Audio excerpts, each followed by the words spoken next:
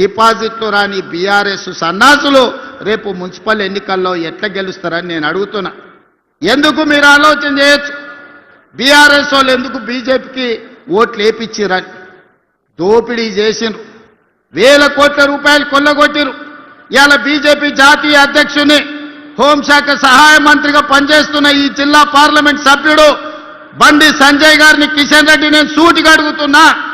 కాళేశ్వరాన్ని ఏటీఎంగా మార్చి వేల కోట్లు కొల్లగొట్టిందని అమిత్ షా నరేంద్ర మోడీ గారు తెలంగాణ రాష్ట్రంలో అన్నమాట వాస్తవం కాదా?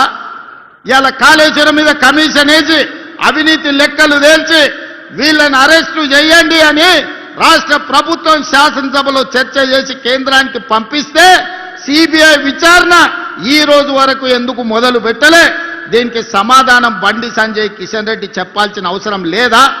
వేల కోట్లు కొల్లగొట్టిన కాళేశ్వరం, 1,00,000 కోట్లు పెట్టి కట్టిన కాళేశ్వరం 3 ఏళ్లలోనే కూలేశ్వరమై కూలిపోతే ఇవాళ సిబిఐ విచారణ కోసం కేంద్ర ప్రభుత్వానికి శాసనసభ సాక్షిగా నిండు సభలో తీర్మానం చేసి సిబిఐ కేసులు పెట్టి కేసీఆర్ను హరీష్ను బొక్కలో తొయ్యండి అని అసెంబ్లీ సాక్షిగా తీర్మానం చేస్తే 6 నెలలైంది. అతి లేదు, గతి లేదు, సిబిఐ విచారణ లేదు.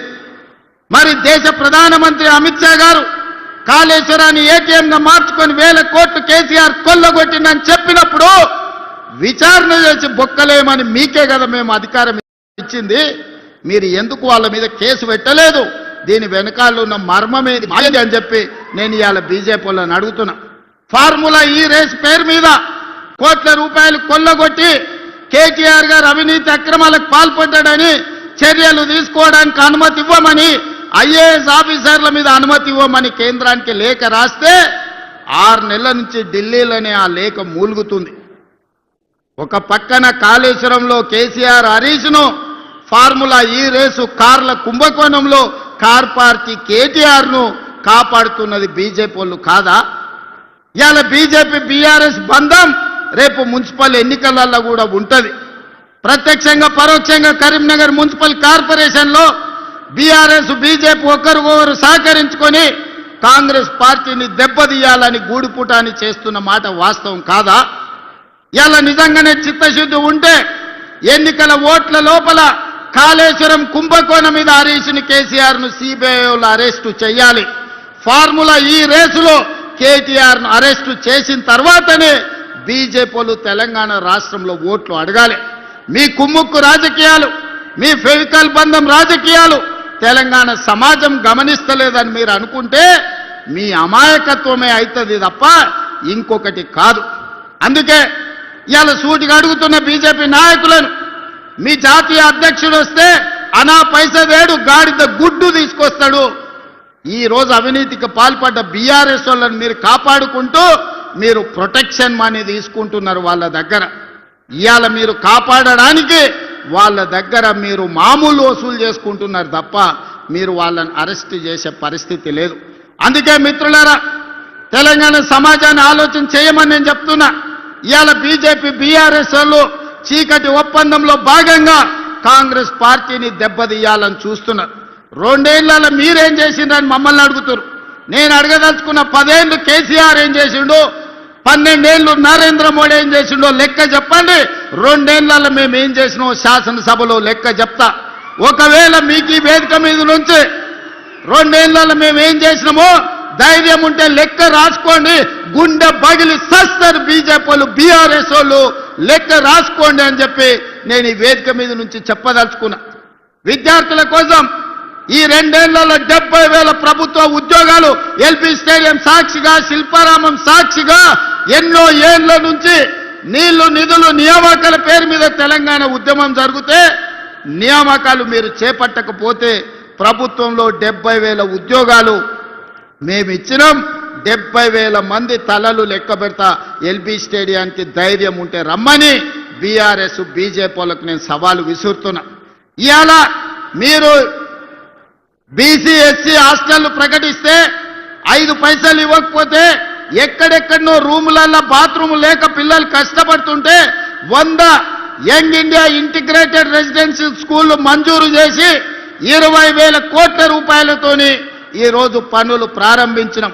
బుక్కెడు బువ్వ మీరు చక్కగా పెట్టకపోతే హాస్టళ్లలో చదువుకుంటున్న పిల్లలకు 40% ఈ రోజు మనము వాళ్ళ భోజనానికి రేట్లు పెంచినాం. 200% కాస్మెటిక్ ఛార్జీలు పెంచినాం. ఇవాళ ప్రతి విద్యార్థికి పాఠశాలకు వెళ్ళేవాడికి రేపటి నుంచి రేపు వచ్చే అకాడమిక్ ఇయర్లో బ్రేక్ఫాస్ట్ పెట్టాలని ఇవాళ నిర్ణయం తీసుకున్నాం. ఇవాళ ఇదే చొప్పదండిలో డిగ్రీ కాలేజ్ లేకపోతే మేడుపల్లి సత్యం అన్న మా యువకులు చదువుకుంటారు. డిగ్రీ కాలేజీ ఇవ్వాలి అంటే ఇవాళ మీకు డిగ్రీ కాలేజీ ఇచ్చినాం. ఇదేం కాదు మిత్రులు, పొన్నం ప్రభాకర్ శాతవాహన యూనివర్సిటీ ఉన్నది కానీ లా కాలేజ్ లేదు, ఎల్ఎల్ఎం లేదు, ఇంజనీరింగ్ కాలేజ్ లేదు అంటే ఈ కరీంనగర్ ప్రాంతానికి law college, LLM college, engineering college మేము ఇచ్చిన మాట వాస్తవం కాదా? ఆదిలాబాద్ జిల్లాకు యూనివర్సిటీ ఇచ్చిన మాట వాస్తవం కాదా? ఖమ్మం జిల్లాకి యూనివర్సిటీ మన్మోహన్ సింగ్ గారి పేరు మీద యూనివర్సిటీ ఇచ్చిన మాట వాస్తవం కాదా? ఇవాళ ఒకటొకటిగా చెప్పుకుంటూ వెళ్తే ఎన్ని కాలేజీలు ఇచ్చినామో మొత్తం నేను లెక్క చెప్తా. పిల్లల కష్టాలు తీర్చడానికి శత విధాల ప్రయత్నం చేస్తున్నాం. నిరుద్యోగ యువకులకు 70,000 ఉద్యోగాలు ఇచ్చినాం. ఇవాళ రైతు రుణమాఫీ 25,35,000 రైతులకు 21,000 కోట్ల రూపాయలు 2 లక్షల రూపాయలకు లెక్క కట్టి రైతులకు రుణమాఫీ చేసి ఈనాడు 9 రోజుల్లోనే 9,000 కోట్ల రూపాయలు రైతు భరోసా తుమ్మల నాగేశ్వరరావు గారి నాయకత్వంలో ఈ రోజు వాళ్ళ ఖాతాలలో నగదు బదిలీ చేసింది నిజం కాదా? ఉత్త వ్యవసాయం మీదనే 1,15,000 కోట్ల రూపాయలు రైతుల కోసం ఈ రోజు మనము నగదు బదిలీ చేసినాం. రైతులకు ఉచిత కరెంట్ ఇస్తున్నాం. ఇవాళ రైతు బీమా పథకాన్ని మనం అమలు చేస్తున్నాం. అదే కాదు, ఆనాడు కేసీఆర్ అన్నాడు ఒరేసుకుంటే మీరు ఊరేసుకున్నట్టే అని. మిమ్మల్ని మాత్రం ఒరేసుకుంటే ఊరేసుకున్నట్టే అన్నాడు. ఆయన ఫామ్ హౌస్లో 150 ఎకరాల వరి పండిస్తే కావేరీ సీడ్స్ వాళ్ళు 4,000 రూపాయలకు క్వింటాలు కొన్నారు. పేద రైతులకు 2,000 కోసం కొనలేదు కానీ ఆయన పండించిన పంటకు మాత్రం 4,000 రూపాయలు ఇచ్చారు. నేను అడగదలుచుకున్నా, మనమేమో ఒడ్లు పండించినాం, ఆయన ఏమన్నా బంగారం పండించిండా? ఒరేసుకుంటే ఊరేసుకున్నట్టే అన్నాడు కదా. అలాంటి ఇదే రాష్ట్రంలో నేను వచ్చిన తర్వాత, ఇందిరమ్మ రాజ్యం వచ్చిన తర్వాత రైతులందరికీ చెప్పినాం, మీరు వరి పండించండి, సన్న ఒట్లు పండించండి, గిట్టుబాటు ధరనే కాదు క్వింటాల్కి 500 రూపాయల బోనస్ ఇచ్చి చివరి గింజ వరకు కొంటామని రైతులు పండించిన ప్రతి గింజ దేశంలోనే ఈనాడు 2 ఏళ్ల ప్రతి పంట అత్యధికంగా ఒడ్లు పండించిన రాష్ట్రం తెలంగాణ రాష్ట్రం. ఇవాళ రైతులు పండించిన పంట మనం కొనుగోలు చేస్తున్నాం.